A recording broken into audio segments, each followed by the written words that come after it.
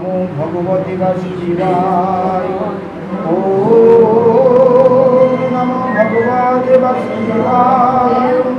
ওম নমো ভগবতে বাসুদেবায়। জয় জয় শ্রীবাদ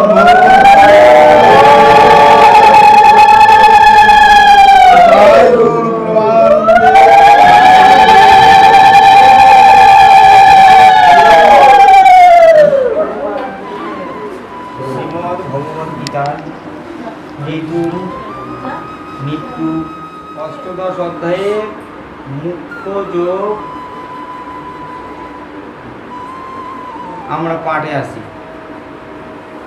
তো 1 নম্বর শ্লোকে বললেন, তাহলে মুখ্য আমাদেরকে প্রথম সিঁড়িটা আগে একটু অনুধাবন করে নিতে হবে। তাহলে মুখ্যটা কি জিনিস, মুখ্য কি করিলে লাভ করা যায়, তাই না দাদা? তাহলে মুখ্য যে জিনিসটা সেটা হচ্ছে ভগবান প্রাপ্তি, অর্থাৎ গোলক বৈকুণ্ঠ ধাম। আমরা কিন্তু সকলেরই কাম্য, আশা, আকাঙ্ক্ষা সকলেরই জাগে, তাই না মা? সকলের আশা জাগে না আমরা যেন মুখ্য ধাম পাই, আমরা যেন ভগবান প্রাপ্তি হতে পারি, এরকম না? এই জন্য বলছে মুখ্য যোগ। তাহলে মুখ্য ভাব আমাদের একমাত্র ভগবান, আমরা যেন ভগবানকে পাইতে পারি, ভগবানের চরম সান্নিধ্য লাভ করতে পারি, এই আশায় কিন্তু আজকেও আমরা সঙ্গে প্রতিশ্রুতি নিয়েছি, তাই না? আমরা যেন এইভাবে মুখ্য লাভ করতে পারি, মুখ্য যোগে আসি। যোগ মানে সেই মুখ্যের সাথে যুক্ত হওয়া, একত্রিত হওয়ার নামই হচ্ছে যোগ। বললেন সন্ন্যাস মহাবাহ তুৎসামি বেদ তুচ্ছম জ্ঞাতবৎস ঈশকেশ পুত্র শ্রী মধুসূদন। অর্জুন বলিলেন, হে মহাবীর, হে ঈশকেশ, হে কেশিনীসূদন, আমি সন্ন্যাস ত্যাগের তত্ত্ব প্রতভাবে জানিতে ইচ্ছা করি। বললেন কি বললেন? তাহলে ভগবানকে কিভাবে লাভ করা যায় সেই পদ্ধতি কোথায় দিয়ে গেলেন? মুখ্য যোগে দিয়ে গেলেন। কি বললেন? হে কেশিনীসূদন, আমি সন্ন্যাস ও ত্যাগের তত্ত্ব প্রীতভাবে জানিতে ইচ্ছা করি। ভগবানকে যদি পেতে চাও তাহলে সন্ন্যাস আশ্রিত হও, ত্যাগ করো, ত্যাগী হও, বললেন না? এইরূপ এজন্য বললেন ত্যাগের তত্ত্ব পৃথকভাবে জানিতে ইচ্ছা করি। কে বললেন? অর্জুন বললেন, তুমি আমাকে এই প্রত্যাঘাতগুলি সুন্দরভাবে বিশ্লেষণ করে আমাকে দাও, আমি যেন ত্যাগী হতে পারি, আমি যেন তত্ত্বদর্শী হতে পারি। হ্যাঁ, এগুলো চাইলেন। তারপরে বলবেন, পরের শ্লোক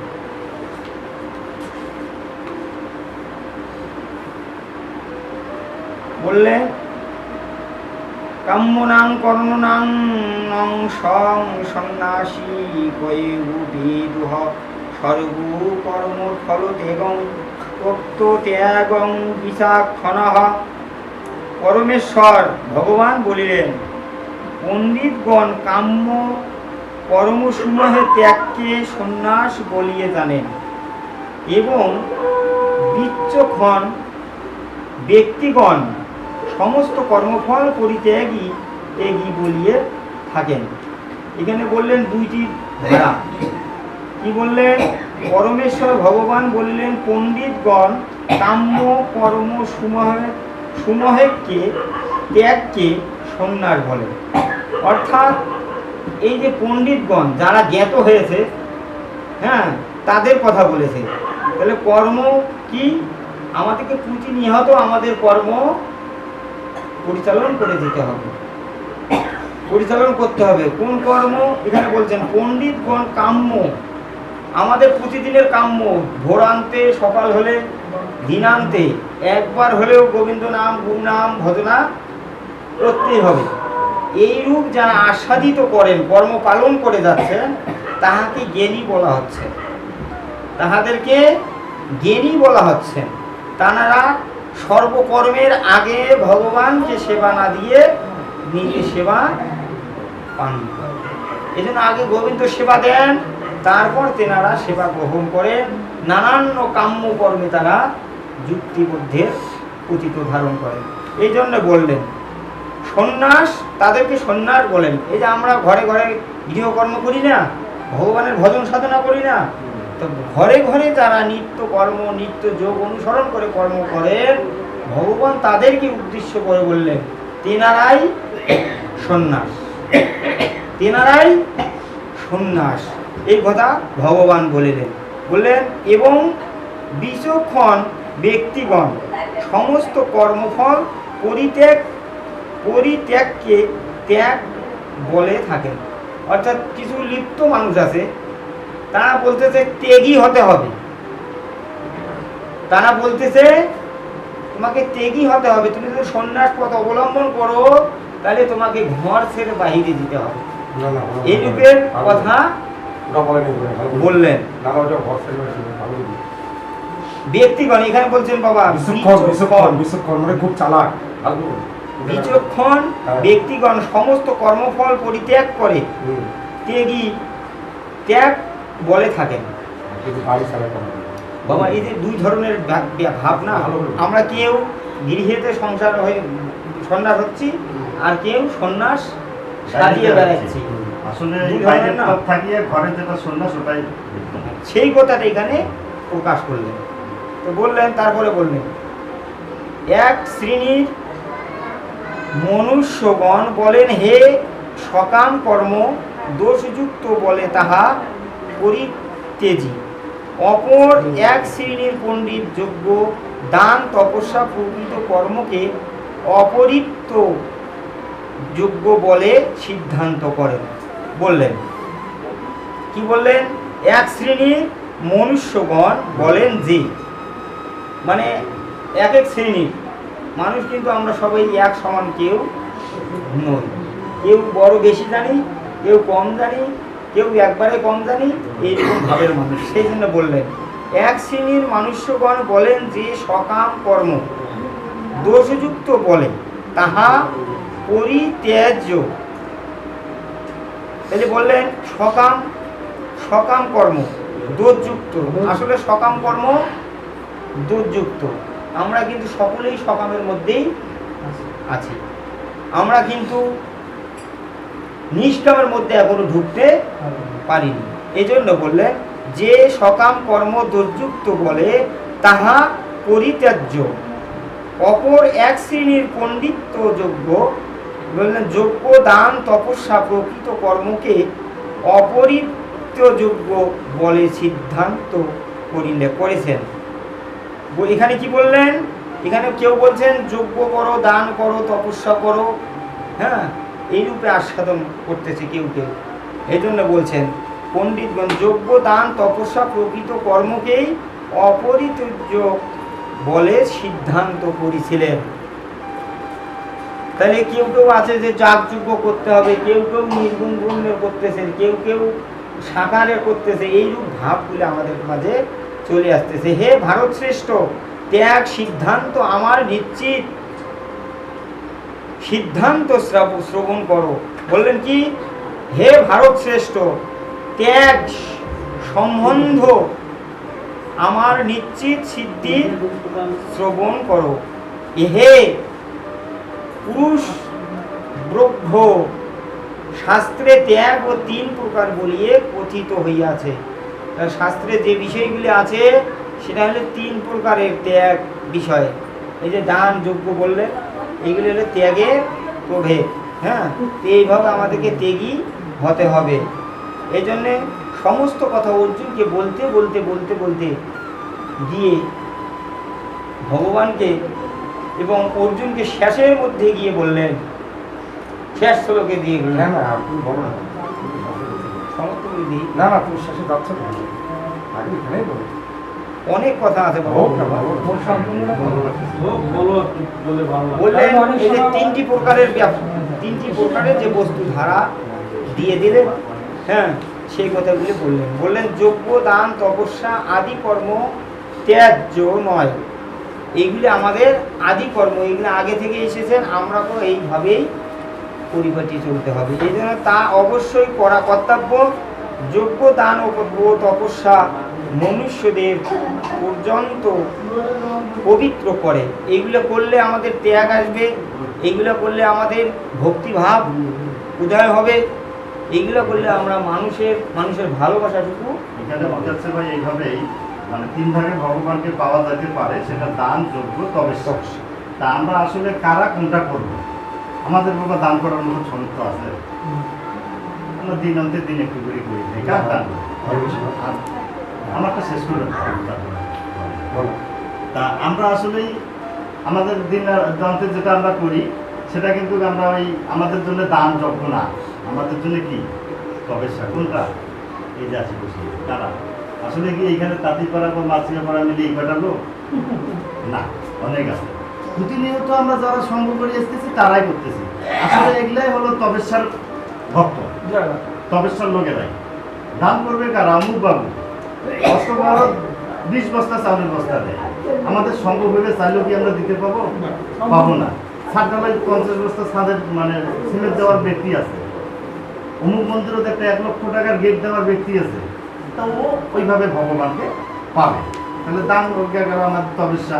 এখন যজ্ঞ এরকম একটা যজ্ঞ করে, তো এখন নাম যজ্ঞ দেয় না অনেকেই একাই, ওর সমর্থ আছে যে ওর দ্বারাই ভগবানকে দেওয়া আছে। তো এইরকম বলা হয়েছে ওইখানে দান, যজ্ঞ, তপস্যা 3 রকম ভাবেই ভগবানকে পাওয়া। দানটা কি? আমি প্রশ্ন রাখছি, দানটা কি? মানে কি দান করছে? যে কোনো জিনিস আপনি দান করতে পারেন, হচ্ছে অর্থ বা গীতার ইয়ার বাণীও দান করতে পারেন। অবশ্যই নয়। যজ্ঞ, হ্যাঁ, যজ্ঞ মানে কি নাম যজ্ঞ করলেই যজ্ঞ না না, হয়? যজ্ঞ কি শুধু নাম আগুন যজ্ঞ? জ্বালায় আর যজ্ঞ করলেই যজ্ঞ হয়? না না, তোমাকে বলা হয়েছে ওখানে যজ্ঞ ভালো কর্ম করো, সৎ কর্ম করো, মানুষের সাথে আচার ব্যবহার ভালো করো, হ্যাঁ। মানুষকে সম্মান করো, তুমি নিজে যেটা করতেছো সেটা ভালোভাবে করো। যে কোনো ভালো কাজকে যজ্ঞ বলা হয়। হ্যাঁ তা তো অবশ্যই। আগুন দিয়ে যজ্ঞ করাকে যজ্ঞ না বলা না হয় না না। না, ঠিক আছে। দান, ওখানে দান এটা বলে নাই যে অর্থ দিয়ে তোমাকে দান করতে হবে। দান করতে অনেক শব্দ আসে। আপনি তপস্যা। ওইটা দিয়ে না, না, কথা না, কাছালে অনেক কিছু বেচা যায়, তাই না? না, আপনি না, যেটা পেয়েছেন না, সেটা না, না, না। বুঝতে হবে, গীতার ভাষা বুঝতে হবে। গীতের ভাষা তো দান আপনি মানে যেটা এটা বলে বললেন না কেন? দান মানে এটা বলে নাই অর্থ দিয়ে আমাকে তা কি দান খালি এই নাম কীর্তন করি বেড়াবেন? কি? এটা দান দান করবেন? অনেক প্রকার হতে পারে। কর্ণ নিজের সেটা একটা business হবে, ওটা হলো কর্ণ business আছে, নিজের সন্তানকে পর্যন্ত দান করছে। দেখি হ্যাঁ, ভগবান কি বলে নাই, না। দান হতে হবে ওরকম, অর্থ হ্যাঁ, নয়। না। অর্থ দিয়ে তুমি গোবিন্দর নাম যজ্ঞ করলা, তুমি হ্যাঁ। ভগবানকে পাওয়া যাবা, অত সহজ কেন যাবে না? অসম্ভব। এখন ওই অর্থটা তো আমার সঠিক হলে তো অবশ্যই পাবো আমি। গীতার ভাষা আমি আমরা সারাদিন বলি না। পরিশ্রম করিয়া মন্দিরে 500 টাকা দিয়ে না, আমি বলতে গীতার পারবো না আমি ওই ভাষা মন্দিরে দিলাম। তুমি সেটা দিতে পারো, হ্যাঁ, সেটা হচ্ছে সেটার আমার কথাই তো তো- আমি বলতেছি। তুমি ওখানে শরীক হবা। হ্যাঁ, ধর্মের কাছে শরীক না, হবা। আমি ওটার পাওয়ার থাকতে আমার অবশ্যই পাবো। যাই হোক, আমরা ভগবানের কথা শুনি দাদা। পয়সাটা যদি পরিশ্রমী হয় আমি তো বুঝতে পারবো টাকাটা কোথায় গিয়ে আমি দিলাম। এখানে একটু wait। বাবা, না, না, শান্ত হও। ঠিক আছে। বললেন আমি তো চাইলে পাবো টাকাটা কোথায় গিয়ে দাঁড়া, দাঁড়া। যে পাঠ করতেছে এই বাবু। সেই বুঝাই দেবে। হ্যাঁ, শুনেন, ভগবান যাহা বলেছেন তাহা আমরা শ্রবণ করি। আমরা কেউ মনের দিক ভাব এগুলো আমরা প্রকাশ করি না। হে পার্থ, আসক্তি ও না, ফলের আরেকটা আসক্তি। কথা আছে দাদা, আপনি যে পাঠ করতেছেন আপনাকে পূর্ণাঙ্গভাবে বুঝাই দিতে হবে, নাইলে তো আপনি পাঠ করতে পারবেন না। আপনাকে বুঝাইতে হবে। আমি যে প্রশ্নটা করছি, আপনি যেটা বলছেন এখন আমারটাই ঠিক না ওনারটাই ঠিক, সেটা মনে- না দুজনকারটাই ঠিক। সেটা মনের আপনি সঙ্গে পাঠক ঠিক। আপনাকে বুঝাই দিতে হবে, তা নাহলে তো আপনি পাঠক হতে পারবেন না। যাই হোক, আপনাকে বেশি বুঝাইতে হবে। বুঝাইলে তো অনেক সময় না না, সময় এখানে লাগুক না, সমস্যা কি? একটা কথার জন্য এক ঘন্টা এখানে লাগুক না। জানি। বলে না, একটা পাঠ করো। হ্যাঁ, তাও বলছে কি বলো না, বলো না, বলো না। বাবু, হরে কৃষ্ণ। এখানে বলবো, দানের বিষয়টা বলবো। হ্যাঁ হ্যাঁ, অবশ্যই আমি দানের বলতে চাই। অনেক অনেক দিক আছে। কেউ অন্ন দান করে, কেউ কন্যা দান করে, কেউ বস্ত্র দান করে। দান হুম। মেলাগুলো দানের নিমিত্ত আছে না। কেউ জল দান করে, কেউ ফুল দান করে, কেউ ফল দান করে, অনেক বিষয় না। ব্যাপারগুলো এইগুলো হচ্ছে দান। যে কোনো দিকেই হোক না কেন আমাকে দানের প্রবৃত্তিটা সঠিক। রাখতে হবে। একটা ফকির কিংবা একটা গরিব কিংবা একটা অধম কিংবা একটা সাধু, তাকে 2 পয়সা দান করা, এটা আমার মানুষের কর্তব্য। এই জন্য আমাদেরকে দান করতে হবে। আপনি এটা যোগ্য করতে চান, আপনাকে ধূপ জ্বালাইতে হবে, আগরবাতি জ্বালাইতে হবে, সমস্ত কিছু ফল মূল জল দ্বারা অর্পিত করতে হবে তাকে। এই যে এটাও একটা দান। কন্যা দান করেন, ওখানে বস্ত্র আদি ঘট নোট কত কি হাবি দাবি দিয়া ওটাও আপনাকে দান করতে হবে। তো এই যে দানগুলো এর দিক অনেক। আচ্ছা ঠিক আছে, আপনার কথা শেষ হয়েছে? তারপরে হ্যাঁ বলতেছি, তারপরে আমি শেষ করি, তারপরে আমি বলবো। হ্যাঁ, অবশ্যই। তারপরে এখানে বললেন যোগ্য, এক যোগ্য এটা, হ্যাঁ একটা হলো নামযোগ্য, একটা হলো অখণ্ড তারেক ব্রহ্ম নামযোগ্য, এটা একটা যোগ্য। যজ্ঞেরও বিশেষ বিশেষ ধারা আছে। হ্যাঁ এই জন্য জানি নাম সাধু জানে, সাধু ছাড়া নাম আর কেউ না জানে। যেজন জানবে তার সাথে জানাত্মভাবে তার সাথে তার কাছে গিয়ে বসতে হবে, তাকে সেই ভালোবাসা দিতে হবে, তাকে বলতে হবে, প্রশ্নস্বরূপ জানতে হবে, তাহলে তার কাছ থেকে মালগুলা বেচা কিনা হবে। হ্যাঁ এইরূপ কিন্তু ভাব গুরুর কাছে হট করে চাবেন কিছু দেবে না। আপনি যাওয়া আসা করবেন, বলবেন, বসবেন, আসবেন, তখন দেখবেন সেই জিনিসগুলো আপনার মধ্যে গুরু আপনাকেই ঢুকে আসবে। একটু সবারই একটু বলি, তারপরে আমি কিন্তু তোমার সাথে একটা পাঠিয়েছি। আচ্ছা আচ্ছা, দান যজ্ঞ এবং তপস্যা, এই তিনটে বিষয় যেহেতু কথা হচ্ছে, দান যজ্ঞ তপস্যা, এখন কথা হচ্ছে আমাকে বুঝতে হবে যে আমি কোন স্তরের মানুষ। প্রথমত বুঝতে হবে আমি কি করবো? যে আমি কোন স্তরের মানুষ, আমি আসলে জ্ঞানী না অজ্ঞানী। আচ্ছা, আমার ভিতরে আমার অসুর ভাব আছে না আমি দেবতা ভাবে আছি, সেটা একমাত্র কিন্তু আমি জানি। কেউ জানবে না। আচ্ছা, আমি যা দিচ্ছি এটা সব দিচ্ছি না অসব দিচ্ছি, সেটাও কিন্তু আমি জানি না। আচ্ছা, আপনার বিষয়টা কিন্তু আমি জানি না, আপনার বিষয়টা আমার বিষয়টা আপনি জানেন না। ব্যাপারটা হচ্ছে লেখাপড়ার সাবজেক্টটা ঠিক তদ্রুপ, ক্লাস বাই ক্লাস। ছোটনের পড়ায় যদি এইটা যে বলা হয় তাহলে কিন্তু পড়ার স্তরটা কমে যায়। এখন ব্যাপারটা হচ্ছে আমি গুরু ধরেছি কিনা, আমি গুরু সঙ্গ করছি কিনা, এটা কিন্তু জানার বিষয়। নরোত্তম দাস বলল যে আমি পৃথিবীতে কোনো শিষ্য তৈরি করবো না। লোকনাথ বাবা বললো অর্থাৎ বৃন্দাবনের লোকনাথ বাবা বললো যে আমি পৃথিবীতে কোনো গুরু, আমি গুরু কিন্তু কোনো শিষ্য করবো না। কেন করবো না? শিষ্য পাপ করলে সেই পাপগুলো গুরুকে বহন করতে হবে। ব্যাপারটা এরকম না, গুরু মানে শিষ্য যদি পাপ করে গুরুকে বহন করতে হয়। এখন আমাদের এখন এই সংসারে দেখা যাচ্ছে গুরু সে হাজার হাজার মন্ত্র দিচ্ছে, কিন্তু এর মধ্যে 4 জন শিষ্য ভালো হচ্ছে আর 100 জনই খারাপ হচ্ছে। কিন্তু সব পাপের দায়গুলো কিন্তু গুরুকে নিতে হচ্ছে। গুরু কিন্তু কাউকে ছেড়ে যাবেন। আপনি নিতের কথা জানান, নিতেই বলছে আমি কাউকে ছেড়ে যাব না, সবাইকে আমি নিয়ে যাব। তা তোমার যতদিন এই ভব সংসারে যতদিন হরিনাম তোমার মধ্যে আসবে না, ততদিন তোমাকে আসা যাওয়ার মধ্যে থাকতে হবে, ততদিন তোমাকে এই চক্রে ঘুরতে হবে। কিন্তু এখন কথা হচ্ছে যার যোগ্য তপস্যা। এখন যার যোগ্য তপস্যা, আচ্ছা তপস্যা ছিল সত্য যুগে, তাহলে তাদের অস্তিত্ব বায়ুগত প্রাণ ছিল। হ্যাঁ, তপস্যায় বসত, কোনো চিন্তাই ছিল না, খাবারের কথা চিন্তা ছিল না, তারা করতো তপস্যা। আর এখন আমরা কলিযুগে গৌরাঙ্গ মহাপ্রভু দেখলো যে এই যুগের মানুষ অন্নগত প্রাণ, এতে তো সদা সর্বদা অন্ন দিতেই হবে। তুমি 3 ঘন্টা 4 ঘন্টা পরে 5 ঘন্টার বেলা তুমি মনে করবা তো খিদে লেগে গেছে, এই বাড়িতে এসেছো রাত্রি 3টার সময়, অবশ্যই তোমাকে বলতে হবে বাবু একটু দেন না কিছু খাই, আমার তো আর চলতেছে না জীবনটা। ব্যাপারটা হচ্ছে ঠিক তদ্রুপ, আমি অন্নগত মানুষ, তাহলে আমার তপস্যা কোথায় গেল? এখন কথা হচ্ছে যার যোগ্য তপস্যা আমার হৃদয়ে রয়েছে, আমার ভিতরে আছে, এটা বাইরের মানুষকে দেখানো নয়। আমি যজ্ঞ করতেছি কিভাবে? হোম করে। হোম কিসের দ্বারা? আমি হোম করতেছি কিসের দ্বারা? হোম করতেছি আমার জ্ঞানের দ্বারা হোম করতেছি। যার ভিতরে যত জ্ঞান তার ভিতরে তত আগুনের চলছে, সে বহির প্রকাশ করবে। কাকে? এই বহিরা জগতের মানুষকে। আমি ভগবান বলছে তুমি এসেছো ভাবে একজনকে কর্মকে সৎ পথে নিয়ে আসো, তাহলেই তোমার উন্নতি আসবে। আর তাহলে তোমার তপস্যাও সাধন ঠিক হবে, যাগযজ্ঞ ঠিক হবে, ধ্যানও ঠিক হবে। আমরা কেউ আমরা ছোট হতে জানি না, খালি বড় হতে জানি, বড় হতে জানি। বলো তুমি তপস্যা করো। বিষয়টা হচ্ছে 18 অধ্যায় আপনি যেটা শ্রবণ মানে করতেছেন করাচ্ছেন, আমরা শ্রবণ করতেছি, আপনি বলতেছেন মোক্ষ যোগ, মানে 18 অধ্যায় গীতার শেষের যোগ। আমার নিত্য কর্ম কোনটি সেটাকে অবগত করে আমাদের নিত্য কর্মগুলি করতে হবে। এই জন্য বললেন নিত্য কর্ম কখনো ত্যাগ করা উচিত নয়। কেননা তোমাকে এমন কিছু কর্ম করতে হবে, এমন কিছু কর্ম করতে হবে, তুমি সংসারে থেকে কর্ম করো না কেন, নিত্য কর্ম করো না কেন? আচ্ছা কে বলছো তোমার বাধা? তুমি কামাই করতে যাবা না? তার কামাই করতে যখন যাবে তার আগে তুমি স্নানটা সেরে সকালবেলা ভগবানের কাছে তুমি একটু বসতে পারো না? দুপুরে যখন এসেছো তখন তুমি বসতে পারো না? রাতে নিশ্চিতে তুমি বসতে পারো না?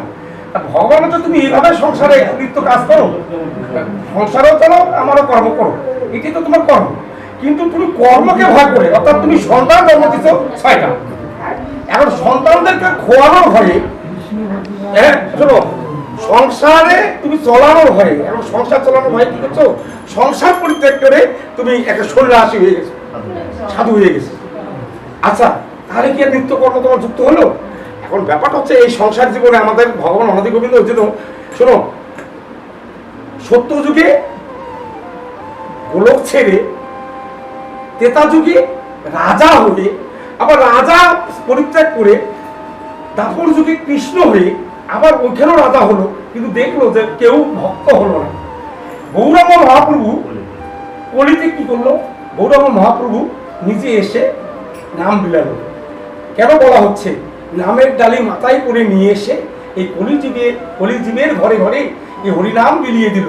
কেন বিলিয়ে দিল? তোমরা এই নাম নাও।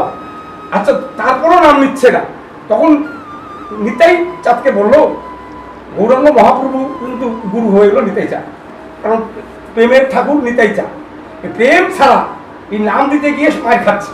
তখন নিতাই বললো যে আমি তাহলে প্রেমের সহিত নামটা দিই, যেমন এই যে আমাদের এখানে আমাদের প্রেম যদি কাকু না দেয় আসতো। আচ্ছা রমণী বাবুর সঙ্গে আমাদের প্রেম আছে বিধায় সে আসে, ভগবানের সঙ্গে আপনার প্রেম আছে দিকে আসে, ওই অমল কাকার ওই ভগবানের সঙ্গে প্রেম আছে বিধায় এখানে আসেন। আচ্ছা এই গ্রামটা এত মানুষ আছে, নাম যোগ্য শুনবার জন্য কয়টা মানুষ যায়? তার মানে কি কায়ুতি ঢাকায় নাকি ভগবানের সঙ্গে প্রেম আছে দেখি যায়? তাই প্রেমটা করেছি বিধায় তো যাইতেছি। তাই এই যে প্রেমের ডালি মাথায় নিয়ে এসে হরিনাম দিল, এই প্রেম রস ভান্ডার যদি দেহ ভান্ডারে যদি না থাকে তাহলে ওইটার সঙ্গে যুক্ত হবে? যার ভান্ডারে হরিনাম নাই সে কোনোদিন হরিনামের সঙ্গে যুক্ত থাকিবে না। হরিনাম থাকে বিধায় যুক্ত হয়। অর্থাৎ ড্রেনের জল হোক আর নর্দমার জল হোক আর কেনারের জল হোক, জল তো জল, ও গড়তে গড়তে একদিন যে সমুদ্রে মিশে যায়। কিন্তু জল আগে হইতে হবে, সেটা তুমি ড্রেনে হও আর নর্দমারে হও আর জারে হও, তোমার ভালো জায়গার জল হইতে হবে। এই হইতে হইতে তোমাকে জায়গায় পৌঁছতে হবে। রাধা কৃষ্ণ প্রেমানন্দে। ঠিকমতো এই কলিযুগের মানুষকে কৃষ্ণ নাম করতে হবে। আজ করতে করতে করতে করতে একদিন না একদিন তোমার মোক্ষ হবে হবে হবে। নিতাই তাই বলছে, দাদা কাউকে আমি ছেড়ে যাব না। হ্যাঁ ছেড়ে যাবো? বাঁশি বাজে দেখি তো দাদা রানী, বাঁশি না বাজলে কি যায়? সে বাঁশিটা বাজে কোথায়? এই যে গোড়া, এই গোড়া চাঁদ এলো হতে গোবিন্দ নাথে রাধা দুই তরু এক হয়ে আমাদের গোবিন্দ কি করলো? গোড়া রূপ ধারণ করলো।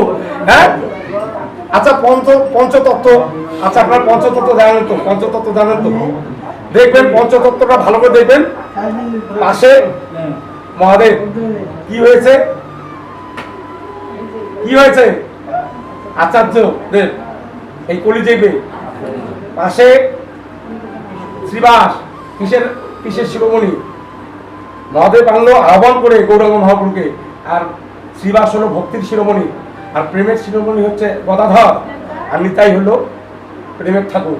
এই পঞ্চতত্ত্ব আর গৌরাঙ্গ মহাপ্রভু হচ্ছে স্বয়ং ভগবান। এই জীবকে শিক্ষা দেওয়ার জন্য পঞ্চতত্ত্ব নিয়ে আসলো মানুষকে সেবায় লাগানোর জন্য, যে আমাকে দেখে তোমরা শুধু হাত তুলিয়ে আছে যে তোমরা কে কে আসো, আমার এই হাত তোমার নিচে দাঁড়িয়ে যাও। এই কলিযুগের মানুষ যদি হাত তুলে না স্যালেন্ডার করে না, আগামী দিনে ওই নরক আবার যন্ত্রণা ভোগ করতে হবে। এই জন্য হাত তুলে স্যালেন্ডার করতে হবে, নাহলে নয়। প্রিয় বৎসল, আমরা এতক্ষণে শ্রীমৎ ভগবতের সেই ভগবানের অমৃত বাণী শ্রবণ করলাম।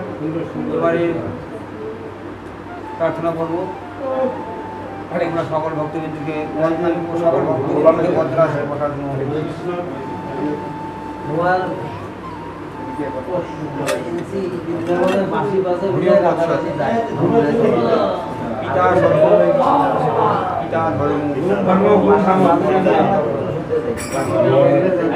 মা পণ্যে যন্ত্রে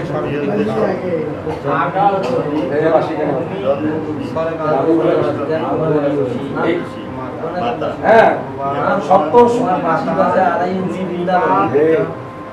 ভালো শুনি নামি বলেন বাসি বাজতেছে তুমি সখা আমরা তোমারই শিষ্য অজ্ঞান ভক্ত পূজা পার্বণ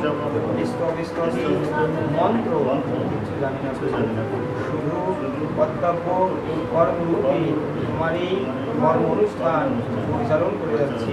হে ভগবান, এ ভালো মন্দ সব কিছু তোমার ওই রাঙ্গা চরণে আচুর চরণে অর্পণ করছি। হে ভগবান, তুমি জ্ঞান দাও, মন দাও, বুদ্ধি দাও, তোমার কর্ম করবার সময় সুযোগ শক্তি করে দাও। আমরা যেন প্রতিদিন সাক্ষাৎ নিবদ্ধ জ্ঞানে তোমাকে অর্চনা করতে পারি। হে ভগবান, তুমি এই সমুতি জ্ঞান দান করতে। হে ভগবান, আজকে যে কারণে যে উদ্দেশ্যে তোমার এই যোগ্য অনুষ্ঠান সম্পূর্ণ হল, হে ভগবান, তুমি তাহা সবই অবগত আছো। হে দয়াধরী, এই গৃহের যিনি কর্ত্রী ছিলেন স্বর্গীয় রানী দাস, তিনি আজ থেকে 3 বছর পূর্বে গৃহজগতের সঙ্গলীলা সমাপ্ত করে পরধাম গমন করেছেন। দিব্যান স্বাগত দিব্যান স্বাগত দিব্যান স্বাগত। হে ভগবান, ওই প্রয়াত আত্মাদি যদি জীবিতকালে কোনো অন্যায়, কোনো অপরাধ, কোনো পাপ করে থাকে, হে ভগবান, আমরা তাহারই আত্মীয় স্বজন, বন্ধু বান্ধব, ছেলে মেয়ে, স্বামী সকলে মিলে তোমার কাছে করজোড়ে প্রার্থনা করি, আবেদন করি, নিবেদন করি। হে ভগবান, পিতা যেমন পুত্রের অপরাধ ক্ষমা করেন, স্বামী যেমন স্ত্রীর অপরাধ ক্ষমা করেন, গুরু যেমন শিষ্যের অপরাধ ক্ষমা করেন। হে ভগবান, তুমিও পরম গুরু, পরম স্বামী, পরম বন্ধু, তাই তোমাকে তোমার কাছে জানবার মতো, বলবার মতো কিছু নেই প্রভু। হে ভগবান, ওই প্রয়াত আত্মাটি সকল অপরাধ মার্জনা করো। তুমি তোমার উত্তম স্থানে কৈবল্য ধামে বিষ্ণু ধাম প্রেরণ করিও, প্রেরণ করিও, প্রেরণ করিও। হে ভগবান, এদের এই গৃহে সকল মানুষকে তুমি রোগ মুক্ত রাখিও, তোমার ভক্ত করে তোমার দিকে ধাবিত করিও। এদের আপদ বিপদ থেকে তুমি দেখাশোনা করিও, রক্ষা করিও, এই কামনা করি। হে ভগবান, আজকের এই সঙ্গ অনুষ্ঠানে যে সমস্ত ভক্তবিন্দু তোমার এই শ্রীবাস পত্রে আসতে পেরেছে, হে ভগবান, সকলের এই সংসার সৎসল পরিধান করে দিও। এরা যেন সংসারে থেকে তোমার ভজন পালন করতে পারে, এই কামনা করি। পরিশেষে বিশ্বের সকল জীব রোগমুক্ত হোক, বিশ্বের সকল জীব সুখে শান্তিতে বসবাস এই কামনা। ওম গঙ্গা গীতা সাবিত্রী সীতা সত্যা ব্রহ্মাবলী ব্রহ্মবিদ্যা সন্ধ্যা ভক্তি তথা জ্ঞান। ওম জলাৎসরি বৈষ্ণব যদ্ভবে পুণ্যম তৎসাৎ।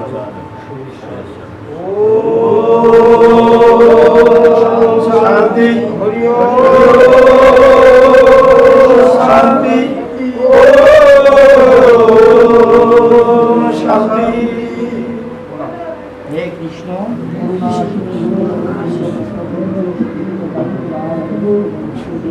নমো ব্রহ্মণোদিবায় ব্রহ্মণোদিবায় জগদ্বিদায় কৃষ্ণ।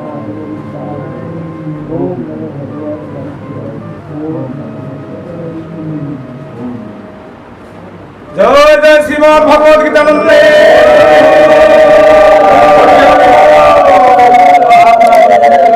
রাধা